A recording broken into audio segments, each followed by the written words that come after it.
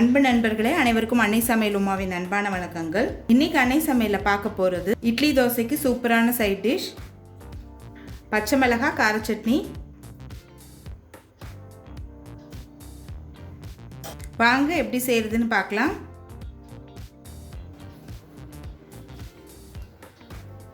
கடாயில் தேவையான அளவு எண்ணெய், முதல்ல 1 டேபிள் ஸ்பூன் உளுந்து சேர்த்துக்கலாம்.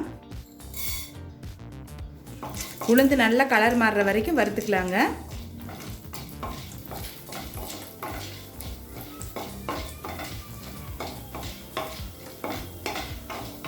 இப்போ உளுந்து நல்ல கலர் மாறிடுச்சு. அடுத்து 15 சின்ன வெங்காயத்தை சேர்த்துக்கலாம்.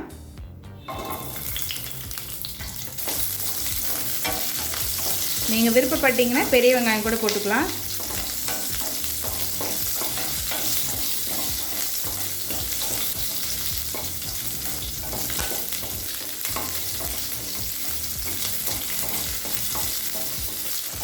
சின்ன வெங்காயம் போட்டு கார சட்னி பண்ணிங்கன்னா டேஸ்ட் ரொம்ப நல்லா இருக்குங்க. இப்போ சின்ன வெங்காயம் நல்லா வதங்கிடுச்சு. 10 பச்சை மிளகாய் சேர்த்துக்கலாங்க.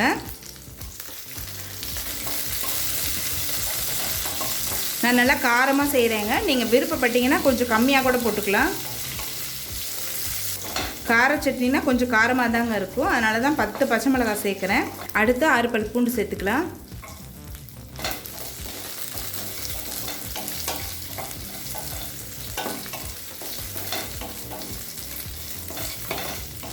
கொஞ்சம் புளி சேர்த்துக்கலாம். புளி சேர்த்துட்டு லேசாக வதக்கிக்கலாங்க. தேவையான அளவு உப்பு. இப்போ இது கொஞ்சம் நேரம் ஆடின பிறகு தேவையான அளவு தண்ணி சேர்த்து மிக்சியில் நைஸாக அரைச்சிக்கலாம். இப்போ மிக்சியில் எல்லாத்தையும் அரைச்சாச்சுங்க. இப்போ சட்னியை தாளிச்சிடலாம். கடாயில் தேவையான அளவு எண்ணெய், 1/2 டீஸ்பூன் கடுகு,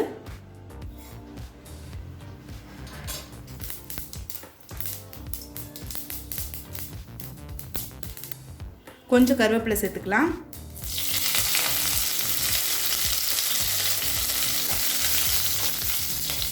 இப்போ அரைச்சி வச்சுருக்க சட்னி இதில் சேர்த்துக்கலாம்.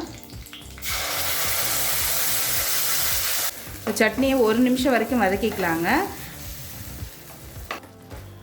நம்ம ஏற்கனவே எல்லாத்தையும் வதக்கிட்டதுனால லேசாக வதக்கினா போதும்.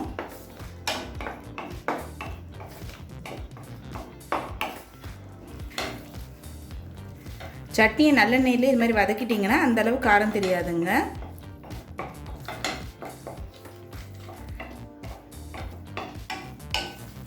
ஒரு நிமிஷம் வரைக்கும் நல்லா வதக்கியாச்சுங்க. பச்சை மிளகாய் கார சட்னி ரெடி ஆகிடுச்சு. சர்வ் பண்ணிடலாம். இப்போ சுவையான பச்சை மிளகாய் கார சட்னி ரெடி ஆகிடுச்சுங்க. ரெசிப்பியை ட்ரை பண்ணி பாருங்கள், கண்டிப்பாக உங்களுக்கே பிடிக்கும். ரெசிபி பிடிச்சிருந்ததுன்னா வீடியோவை லைக் பண்ணுங்கள், கமெண்ட் பண்ணுங்கள், ஷேர் பண்ணுங்கள். இது வரைக்கும் அன்னை சமையல் சேனலை சப்ஸ்கிரைப் பண்ணலன்னா சப்ஸ்கிரைப் பண்ணுங்கள். தேங்க்யூ.